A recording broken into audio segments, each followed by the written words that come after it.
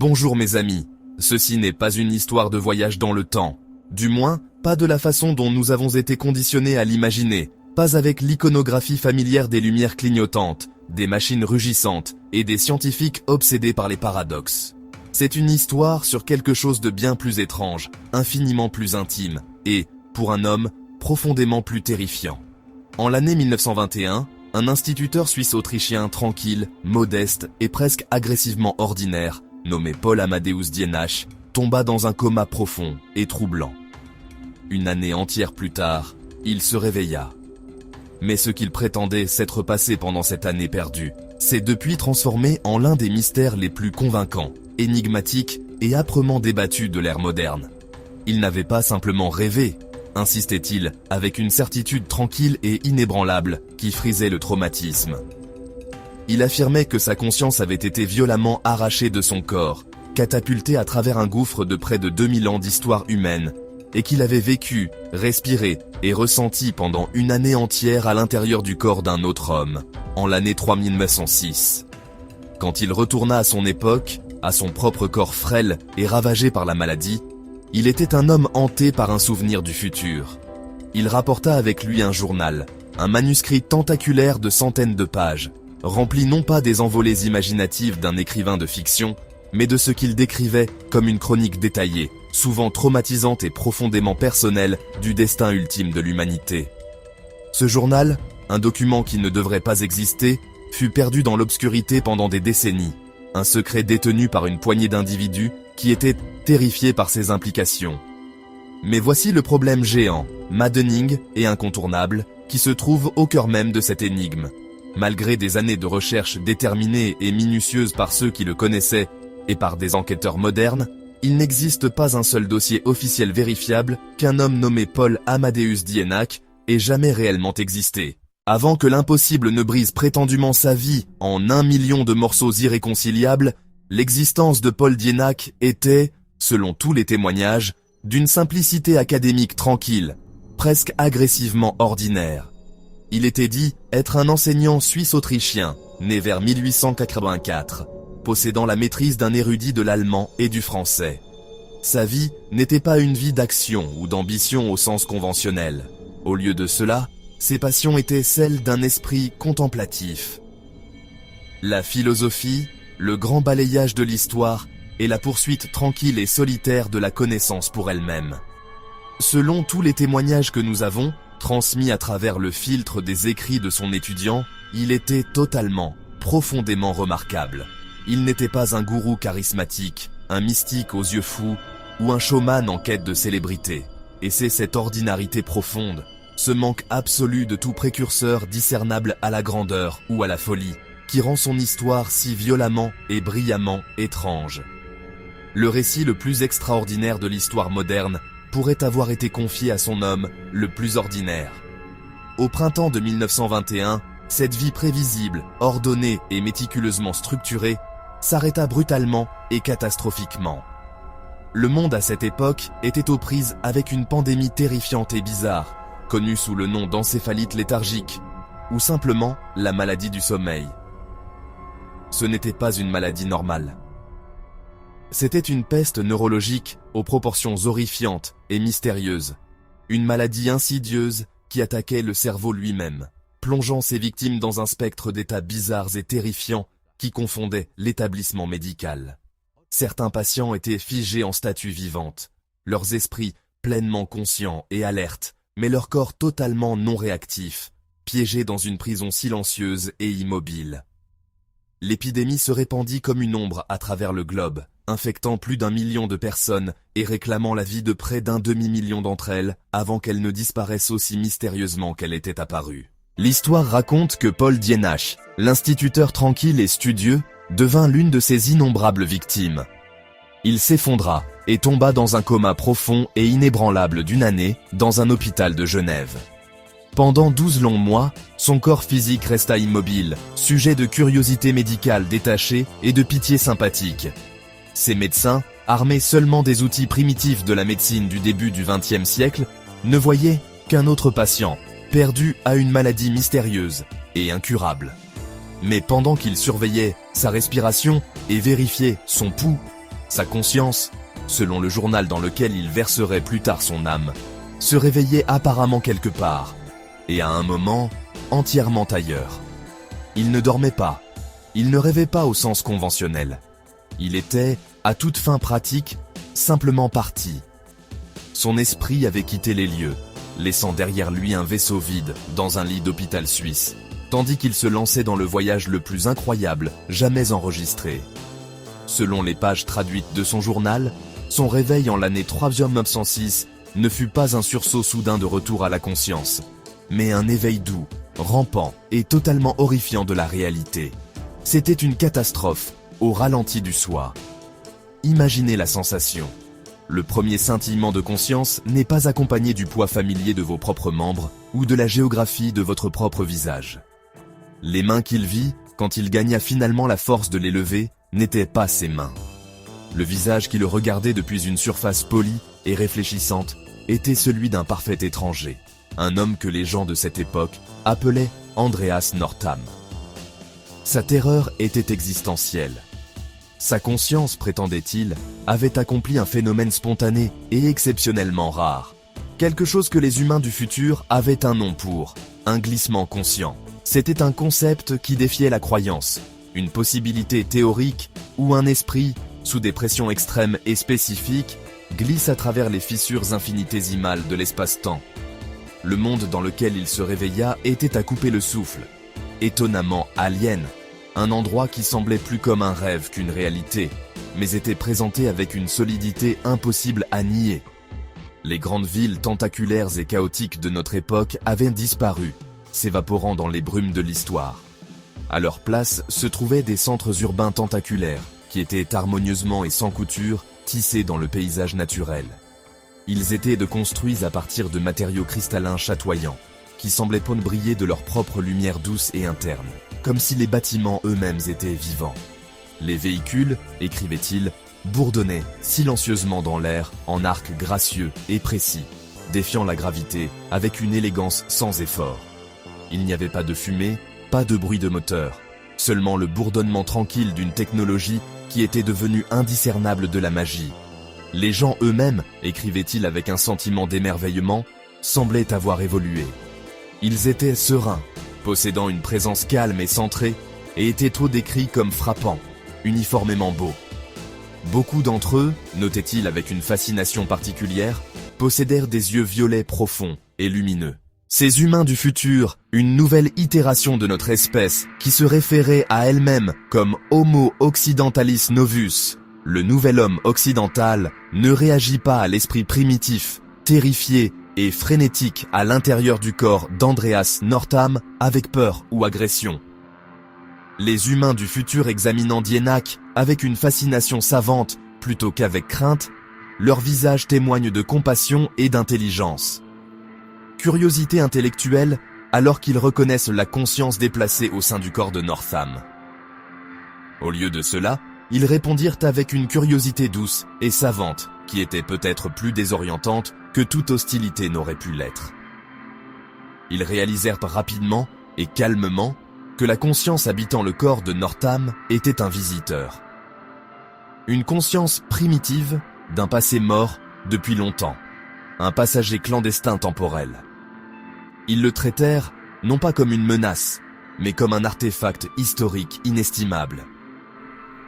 Ils nommèrent des guides, des individus compatissants et patients, pour aider cette âme déplacée et déconcertée du début du XXe siècle à comprendre les 2 millénaires d'histoire qui s'étaient déroulés depuis son époque. Sous leur tutelle, Dienach apprit que les concepts fondamentaux de son ère, les piliers même de sa réalité de 1921, avaient été complètement abolis. L'argent, la finance et toute l'architecture complexe, souvent brutale, du capitalisme avait cessé d'exister. Le concept de valeur avait entièrement basculé de l'accumulation de richesses matérielles vers la poursuite de la croissance créative, scientifique et personnelle. Le travail, tel qu'il le comprenait, le labeur quotidien et à vie pour la survie et la subsistance, était aussi une relique d'un passé barbare. Les citoyens n'étaient tenus de servir la société que pendant 2 ans dans leur jeunesse, contribuant aux fonctions essentielles, avant de se voir accorder une liberté complète. Le plus choquant de tout, il décrivit un appareil qu'il vit qui étire la crédulité à son point de rupture. Il écrivit sur le Reanwaga, un gadget portable, lisse et rectangulaire, qui pouvait produire des images holographiques tridimensionnelles brillantes accompagnées de sons et de narration sur demande. C'était une fenêtre portable sur n'importe quelle scène, un compteur personnel, une bibliothèque visuelle et auditive. Paul Dienach, l'humble professeur de langue du XXe siècle, fut poussé dans le rôle d'un étudiant du propre futur de l'humanité. Il reçut une leçon d'histoire comme aucune autre. Il apprit qu'il vivait dans une utopie, un monde qui avait finalement, après des millénaires de bains de sang et de lutte, transcendé la guerre, la pauvreté et la cupidité destructrice et insatiable qui avait défini son époque et la nôtre. Mais il apprit aussi une vérité terrible et sobre. Ce paradis était un jardin qui avait poussé d'un sol trempé dans un océan de sang et de souffrance. C'était une paix née d'une violence inimaginable. Son journal, tel que méticuleusement traduit par son étudiant dévoué, Georgios Papachatsis, décrit une chronologie déchirante, brutale, mais ultimement pleine d'espoir des 17 siècles qui séparent notre époque de son réveil en 3906.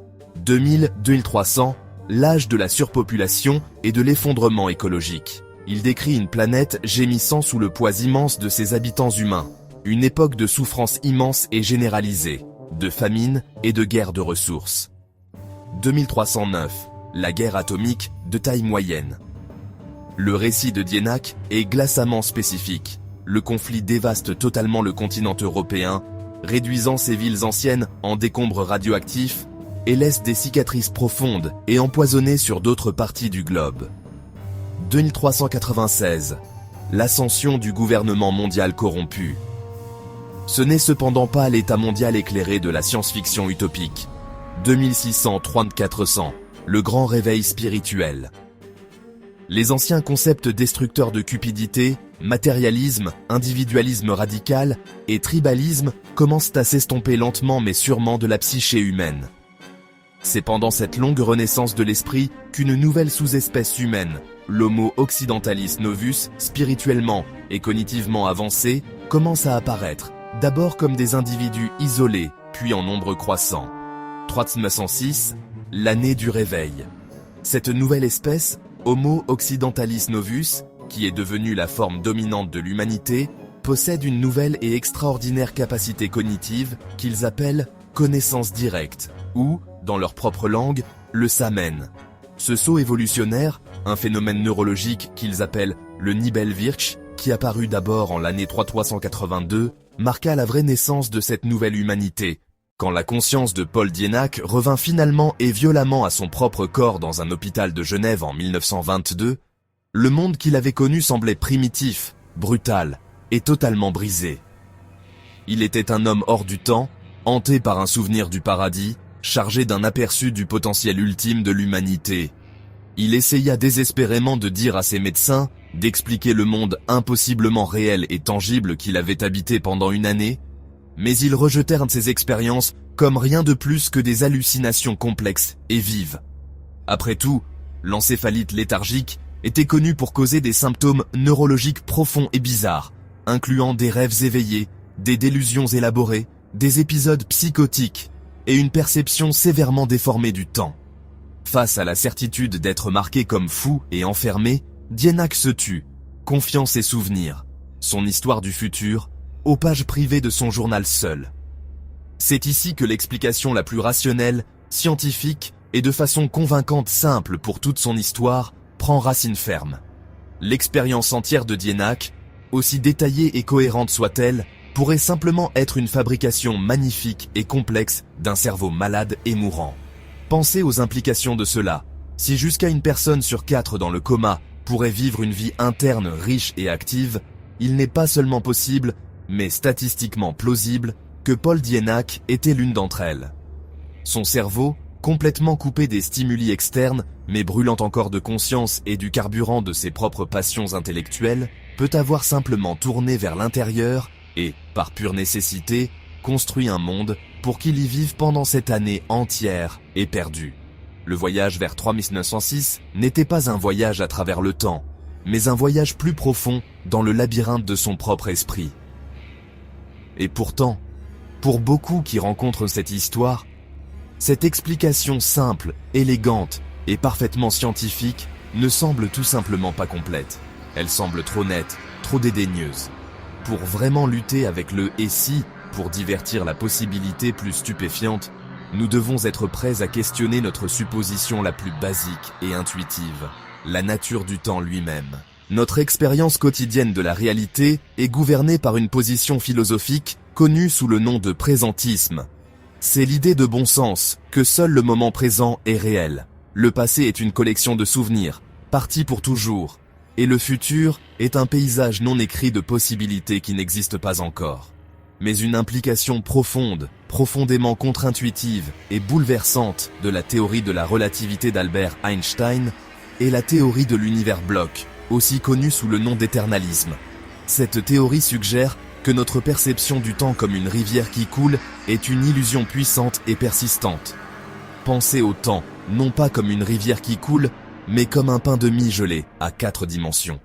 Chaque moment, chaque événement, du Big Bang à la mort thermique de l'univers, n'est qu'une tranche différente de ce pain cosmique. Cette idée radicale, qui découle directement de notre meilleure compréhension de la physique, nous mène aux franges absolues de la science moderne et à la théorie hautement controversée mais fascinante OR de la conscience quantique, proposée par le lauréat du prix Nobel Sir Roger Penrose et l'anesthésiste Stuart Hameroff.